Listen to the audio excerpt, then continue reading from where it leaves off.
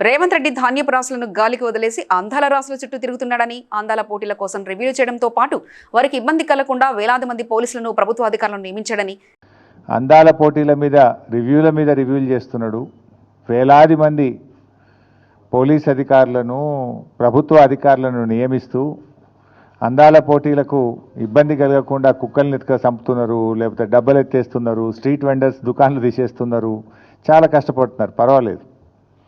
కానీ దేశానికి అన్నం పెట్టే రైతన్న కోసం, ఆరుగాలం కష్టపడి పంట పండించే రైతన్న కోసం రివ్యూ చేయడానికో, రైతుల కష్టాలు తీర్చడానికో ఈ ముఖ్యమంత్రి గారికి, ఈ ప్రభుత్వానికి కనీసం సమయం లేకపోవడం అనేది చాలా దురదృష్టకరం.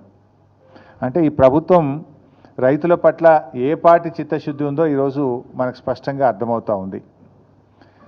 ధాన్యపు రాశులను గాలికి వదిలేసి అందాల పోటీలతో అందాల రాసుల చుట్టూ ఈ ముఖ్యమంత్రి గారు, ఈ ప్రభుత్వం అంతా కూడా తిరుగుతూ ఉంది.